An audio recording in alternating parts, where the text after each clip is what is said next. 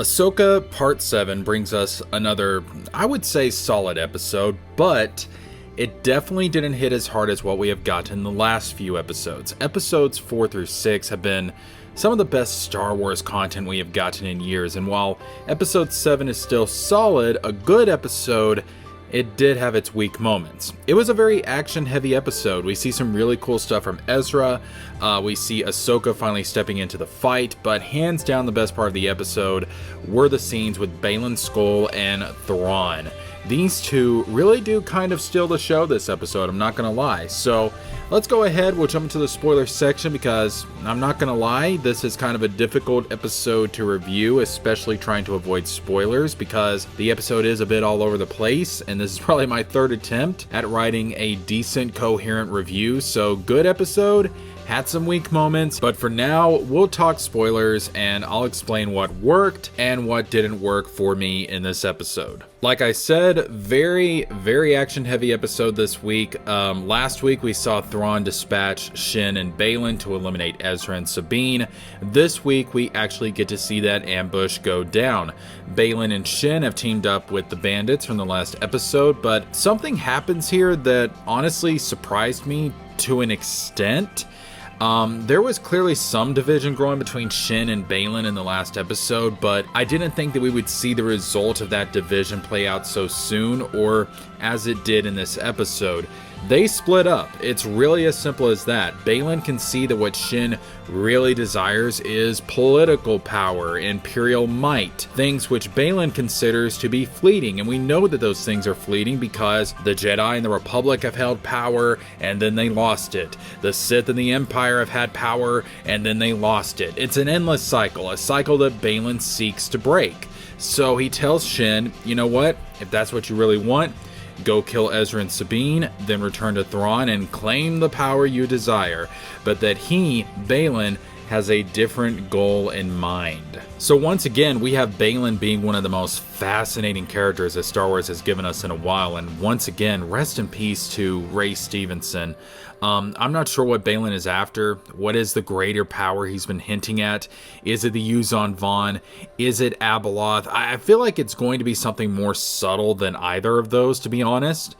Something, I don't know how to describe it, maybe more esoteric is the right word, but I'm not exactly sure what that would be. Most likely, I think we will find out in the next episode, however, because sadly, due to Ray Stevenson's passing, I feel like the likelihood of Baylan being taken out in the season finale is probably very likely. It's a good possibility that's going to happen. But before he goes out, we have to learn what he is after and what his goals are. So it could be a very Baylan-focused finale, I'm not gonna lie. Anyways, Shin and the bandits ambush Sabine and Ezra, and Sabine tries to give Ezra his lightsaber back, but Ezra refuses. Instead, he uses a form of martial arts combined with force attacks, and I love this. I absolutely love this. This type of fighting goes back to the Eastern philosophical roots of Star Wars, and more specifically, the martial arts aspects that Star Wars combat is derived from. The Force in Star Wars is based on the Tao and Taoism, and the energy known as Qi or Ki is derived from the Tao. Martial artists use Qi in their practice, and that is where the use of the Force by the Jedi and the Sith is derived from. The way that Ezra fights in this episode is a callback to all of that. It's a love letter to what inspired George Lucas to create Star Wars in the first place. And this is one part of the episode that I think may very well be the best part of the episode. I'm not gonna lie. I just love the callback to Eastern philosophy, to martial arts, to all the things that really inspired George Lucas to make Star Wars. I love it. It's a great callback. Good move on Filoni. Absolutely enjoyed it, and may honest to God be the best part of the episode. Meanwhile, up in space, Ahsoka has arrived and has fallen right into an ambush by Thrawn, a minefield surrounding the planet, and I felt so bad for the space whales taking all that damage, but luckily for them, they do get out of there before any of them die. Unlucky for Ahsoka and our heroes, because without the whales, the only way back home is with Thrawn and the Night Sisters.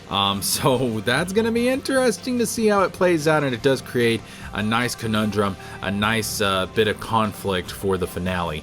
Anyways, this is where we get to my first disappointment with the episode, and this episode was titled Dreams and Madness, and from that title alone, I was expecting some serious use of Night Sister magic. The way that Thrawn was hyping it up at the end of the last episode, it seemed like the Great Mothers would use her magic to really mind fuck Ahsoka.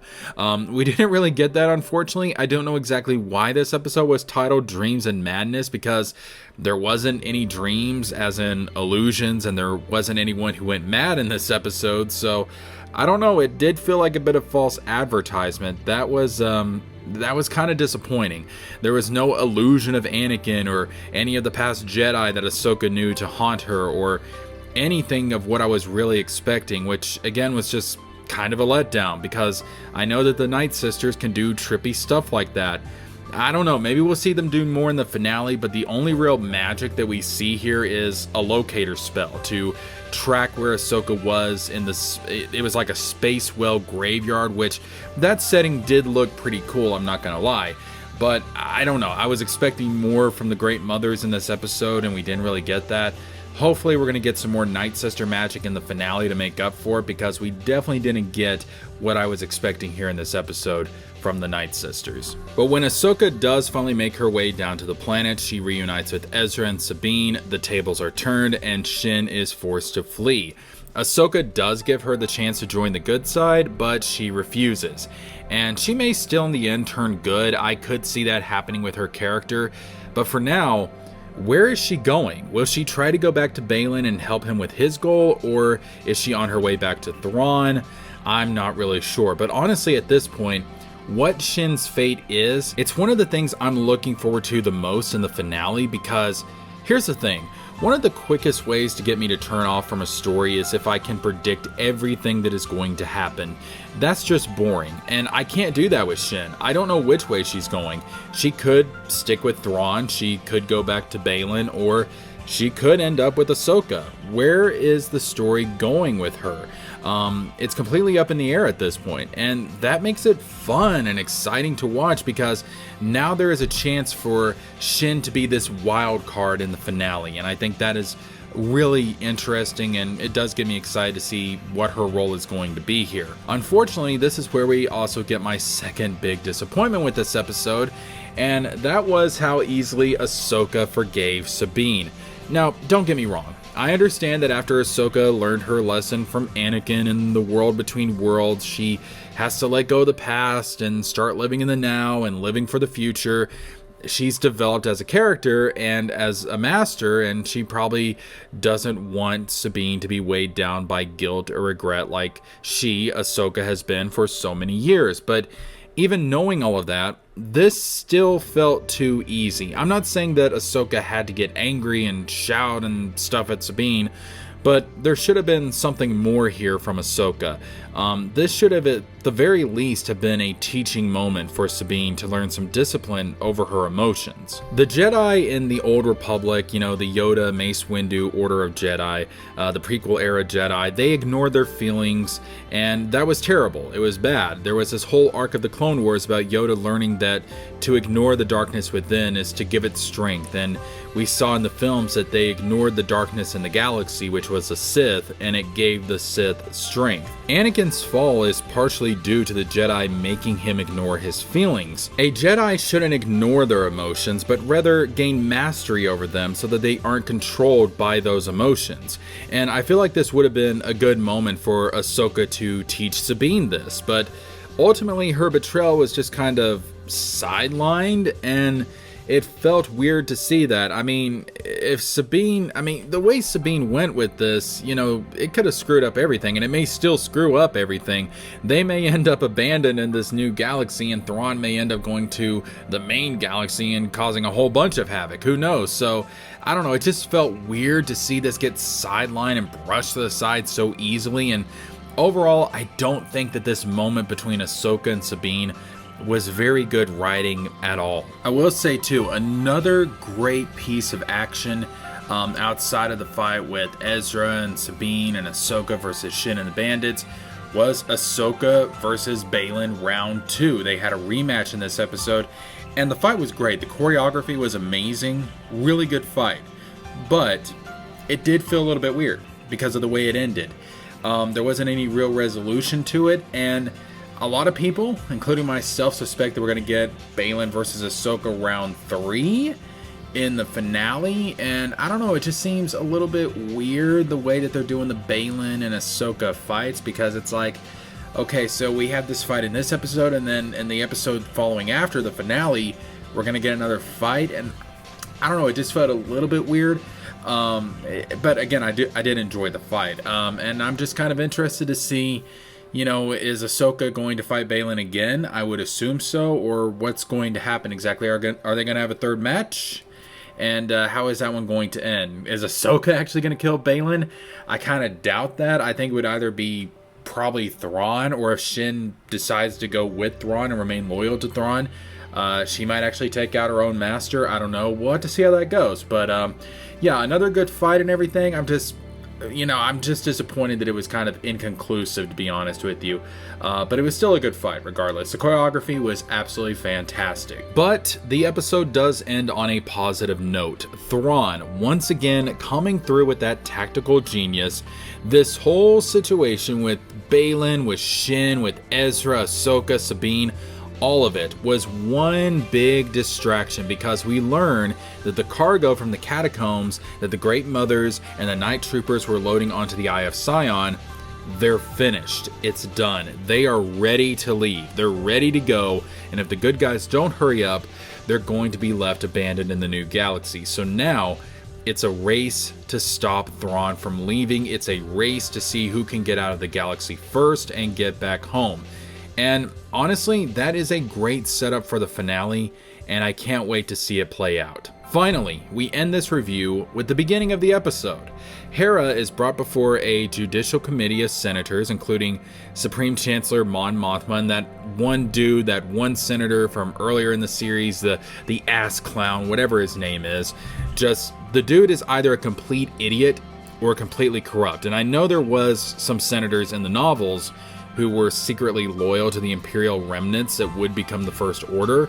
This guy may be one of those dudes, and that would honestly make a ton of sense, because otherwise, he's just a complete freaking idiot. Anyways, Hera is saved by the appearance of C-3PO, and seeing my man in gold here show up, it brought a smile to my face, alright? I love seeing the original trilogy characters. It was awesome. We find out that Leia, who at this point is a senator, says that she approved Hera's mission to aid Ahsoka and investigate the whole Thrawn situation. Even though she really didn't, she is getting Hera out of this jam. And it's difficult to bring in the main heroes of the original trilogy into a show like this that takes place in this time period, especially Carrie Fisher, because she has passed, rest in peace, but also because Mark Hamill and Harrison Ford and all of them are, much older at this point. Their age wouldn't fit in with this time period. You'd have to bring in like a CGI version of the character. But this was a good way to have Leia involved in the plot, even if she's not physically there, and I do appreciate that. Now, thankfully, Mon Mothma is not as incompetent as we may have thought earlier, because once the trial is over, she pulls Hera aside and she asks her straight up, how serious is the Thrawn situation? And of course, it's Thrawn. It's extremely serious. So she believes Hera, clearly. She just has to play the political game, unfortunately. Politics is a dirty business, but we at least know that Mon Mothma's intentions are in the right place. And so that was Ahsoka, episode 7. It had its weak moments, but it was still a good episode, and the action was really, really good. But can this series nail the landing? Can it give us a great season finale? We'll find out. I will see you guys for the season finale this Tuesday at 8:45 p.m. Eastern Time on my Patreon. The link to the Patreon is down in the description box down below. Come and join us. Until then, this is JeskerJames with a Z, signing out.